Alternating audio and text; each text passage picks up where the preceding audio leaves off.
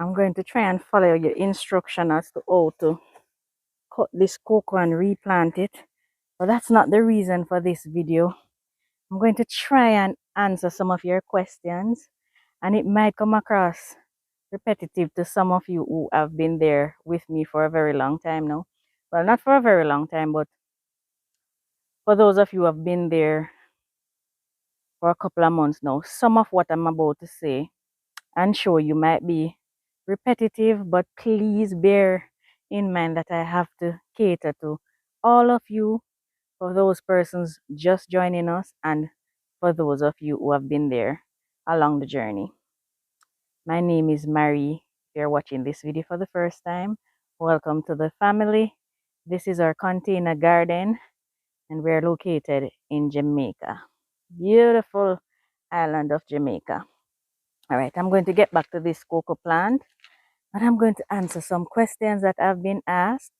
And I know some of you are watching and you're not able to ask questions, or you did not get the response that you needed. So I'm going to get into details. And one of those questions is, why go through the trouble of planting in containers? Why don't you just plant in ground? That question I'm going to answer, not just telling you, but showing you why. All right. I think the first question, the best location to answer it will be right here, because the answer is right here. So you asked, and when I say you, it means several persons. These questions I'm about to answer, several persons asked the very same question. You ask, how did I start my garden and when? I'm going to answer both in one. So we started the garden with this tire right here, along with the bathtub that I'm sitting on. And how that started was, our family enjoys callaloo, and we went to the market and bought some. Essentially, it didn't taste the way all my family is used to it, because we're from the country and I used to plant it there and cook it for them. So they are aware of what fresh callaloo is supposed to taste like.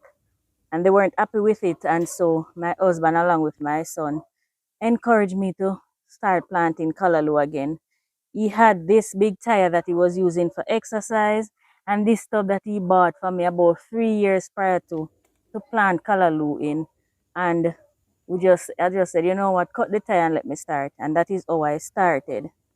Now, you ask, how long ago we started the garden? Yeah, I think that was the question. Yes, how long ago did I start the garden? So we purchased the property just over 10 years ago. 10 years ago, or 11, going on 11 years ago. And immediately after purchasing, before we even started construction, we started planting stuff like watermelon. Wherever we could find location to put them, we'd plant watermelon. Whenever we cut the shrubs and the trees off of the property, we would burn them and then plant pumpkin. So even before we knew where we were going to put the first column, we started planting. And we just started buying 1 and 2 fruit trees and started planting them all over the property where we could find areas to put them. And I'm going to explain why we had to find specific areas to put them shortly.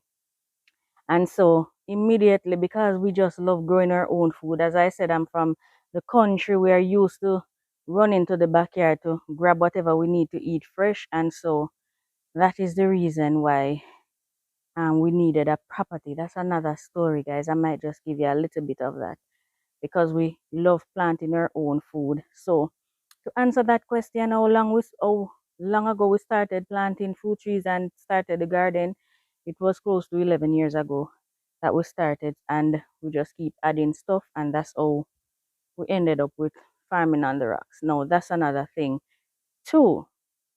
Farming on the rocks is a whole other story. Let us get into that as well. So you might be wondering, how is it you started farming 10 years ago, but your channel is only 1 year and change old? That is because we didn't start farming because of YouTube. We started YouTube because of farming. I knew nothing about social media, guys. Absolutely nothing apart from maybe WhatsApp, and I had a Facebook page from when I just left school. Apart from that, guys, I knew nothing about social media, but my children, they were born in a different era. And my husband also he will go on social media more than I do. Not being on there, but just checking out what's happening in the world. And so my husband and my son mostly, they said, you always doing stuff in the garden, and there are people with land and they're just struggling, and if you share what you're doing, chances are you might motivate or inspire somebody to do it too. Guys, I had no idea whether or not you could make money off of YouTube. I just, my son took the phone from me and did the first video and just said, Mommy, whenever you're in the garden, just video what you're doing and share it so persons can see and learn something from what you're doing. And so that's how the channel started. That was in 2023. It's not 2 years yet since the channel started, and I just started sharing, and then because of the feedback that I keep getting from you, the viewers, I just decided, look, I'm gonna put in a little more pound into this because I see where it makes sense and it is worth it.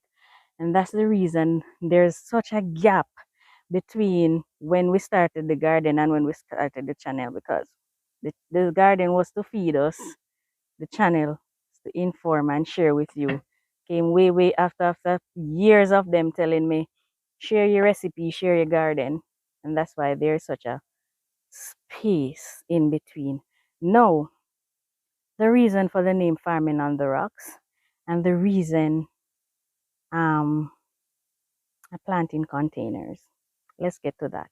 That's one of the most asked questions since the last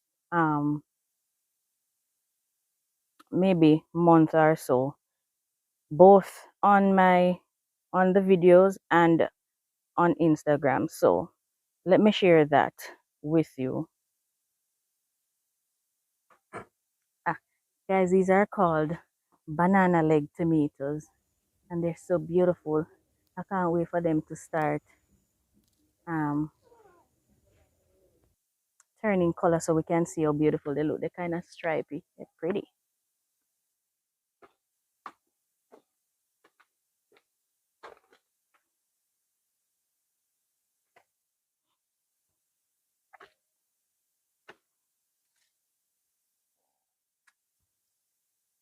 So the other day we harvested a yam from back here. Well, several yams from back here. And I believe 3 or 4 persons left comments, and I appreciate the comments, and it's one of the things that helped me to do future videos explaining and helping persons who really don't understand why I do what I do. And trust me, I would have the very same questions because I grew up in the country and I've never seen anything like this before doing it myself here.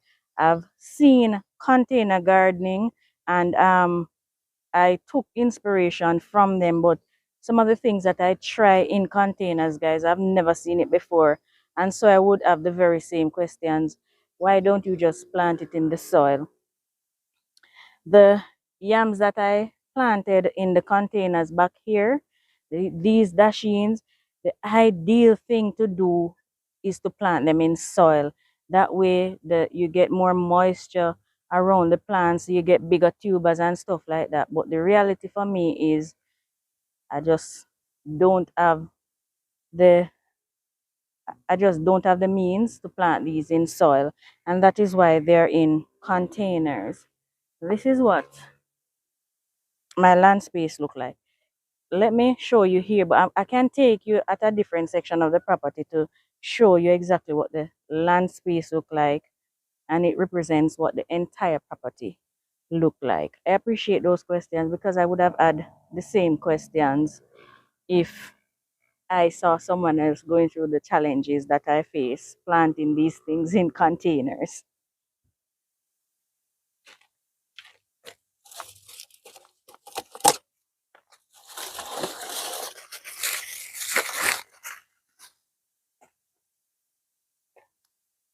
This is what my entire property looked like, guys. When we bought this property, the only thing that were on the property was shrubs and maybe one or two viney plants with there was absolutely no edible vegetation on the land. This is what it looked like. When they say the wise man builds his house upon the rock, we are literally living on the rock. And it was very easy for my husband to come up with the name Farming on the Rock because that's what we are doing. There is absolutely no soil. This is one section of the property. I'm going to take it to the other section to show you exactly what it looks like. Yeah.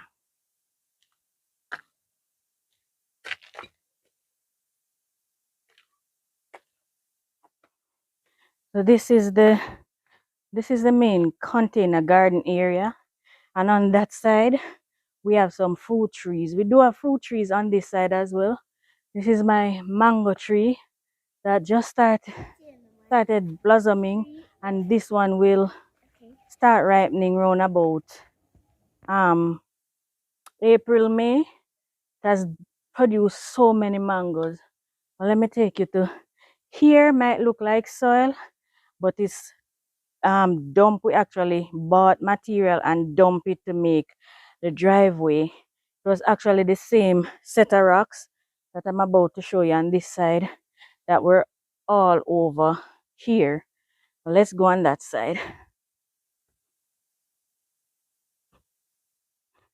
This is my gungo peach tree that we harvested from together just before Christmas, and a recent video as well. It was planted we just dug out an area between the rocks, filled it in with soil, and planted it along with all the other fruit trees. That mango tree right there, my husband burnt the rock, wet it, and then use a sledgehammer to break the rocks to make a space to fill in with soil, and planted the mango tree. The mango tree somehow made its way, the root, through those rocks, and has been doing excellent. Guys, don't ask me how the roots got through, but it did. I'll stop here because there's a sweet sap. I'm not leaving it for the birds. See that? Eyes wide open. I don't open my eyes on it, the birds will eat it for me. The birds has to eat too, guys. Yes, I totally agree. And some of you would say, Marie, the birds has to eat too. Yes, but just over here from me, there's a woods. And in that woods, there are so many wild berries that Father God prepare and present on the table for the birds. And right now I'm looking at some. And they rather to come and eat this. And once this is done, they eat that. So if I pick my what's this? My sweets up, they shouldn't be too upset because I plant this for myself. Alright guys, let's go. Guys, if you look closely, right there you see some red berries. Right there. They have to come and eat that. I'm too naughty, man. Eat the berries. God provide those for them for free. Free. I take a sit down.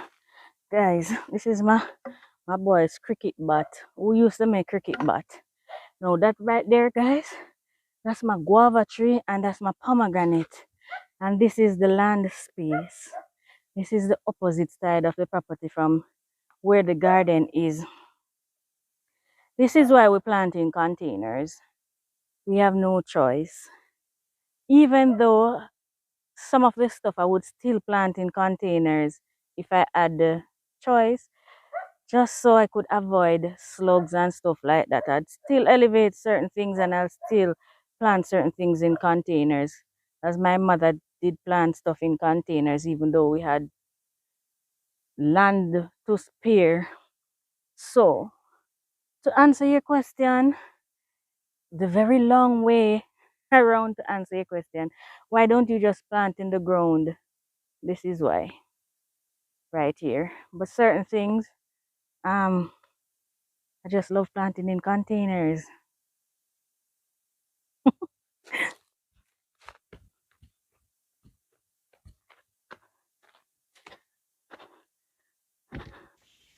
For example, these strawberries, guys. I would still plant these in containers. It looks neater and it's up off the ground from the pest, because even though I'm planting in containers, pests still give me a hard time. So I could just imagine if I was planting in the soil where things like slugs and so had access to them. I don't have slugs here. We struggle with the heat. We struggle with the heat, but it's a plus because we don't have to tend with slug. We do have a few little tiny snails that are protected in little shells, but because the slugs don't have shells, even if I should take in soil with slugs or their eggs, they would not survive one day without watering. So thankfully, I don't have to worry about that. But things like whiteflies, guys, and the aphids, my word. Now, one of you ask, still answering questions, guys. What do I do regarding the whiteflies? Guys, I used to use ash, burnt ash from my coal stove, and it seemed to have worked for a period of time. And then it just seemed like the whiteflies got immune to the ash, and so it does not work anymore. I plant marigold and I see where it has helped tremendously. So I recommend planting marigold. Marigold will attract both bad and good insects to your garden though. But I see wherever the marigolds are, I don't have the whiteflies. I don't know what to do to prevent aphids from attacking. These are aphids under the leaf of the pepper. What I do to get rid of them, guys, this is diatomaceous earth. If you're seeing some white stuff on there, it is not getting rid of the ants and it's not getting rid of the aphids. I'm seeing less whiteflies, so it seems as though it helped with the whiteflies. The most effective thing for me for the aphids is soapy water, and you have to do it repeatedly because the eggs keep hatching, and I don't know what bring the ants bring the aphids to the plant, yes, but I don't know what lays the eggs for the aphids. I've yet to research that, but as soon as I find out, I'll share it with you. So yes, I do.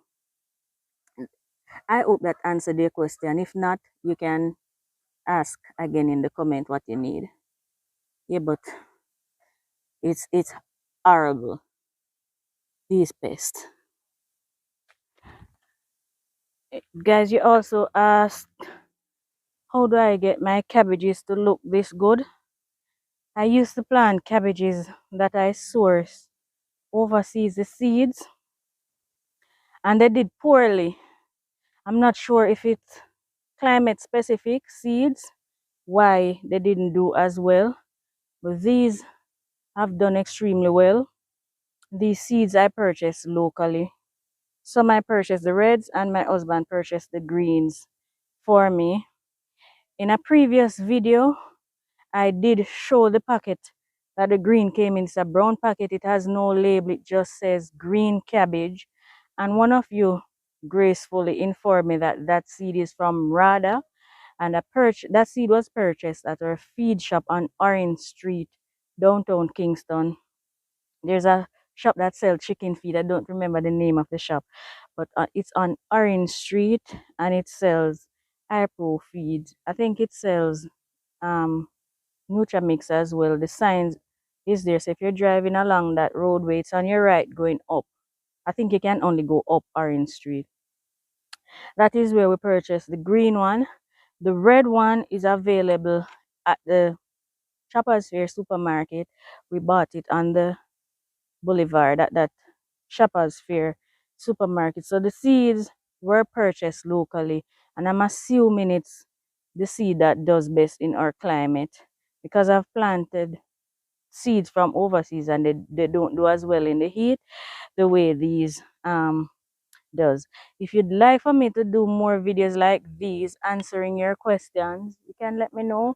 Ask more questions in the comment section of this video, and I can't promise a question and answer video every week or every other day or so, but I'll definitely bear your questions in mind whenever I do another video like this. So please let me know in the comment, and if so, put your questions there and I will try and answer them as best as possible. One of you asked where I get rabbit manure. The manure is the reason why we got the rabbits in the first place, because it's very hard to get. The person used to sell us before, he told us point blank not to tell that we got it from him, because he does not have enough to sell to the public. It's just because it's a friend of ours. He did us the favor. And it's the same thing with the soil. The gentleman has his private property and he just does us the favor and sell it as a minimal cost. So it's not a commercial soil that we use. And then for the other soils, we just collect it wherever we can and make it as best as possible. And so, yes, to answer your main question of why don't you just plant in the soil? Why are you fighting the container? Just plant it in the soil. We don't have soil. We don't have any choice. I would much rather the easier way, trust me. But we have to grow food, and if this is the way it's gonna be done, it has to be done, and so we're doing it. All right, thank you for your questions. Thank you for your suggestions, your advice. Appreciate them. Thank you for watching this video. Please continue to like and share. Once you're watching, just press the thumbs up if it's something that you enjoy, and if it is something that is encouraging, inspiring to you, please share so others will be able to find the channel the same way you did. All right, thank you again. And if you're watching and you've not yet subscribed, please press the subscribe button, the notification bell, so you'll see the next question and answer, the next video. Usually it's every day. I am going to take a break soon, but you'll know. And if so, I might just post older videos so you're able to occupy your time until I come back. All right, guys, take care. See you in the next one.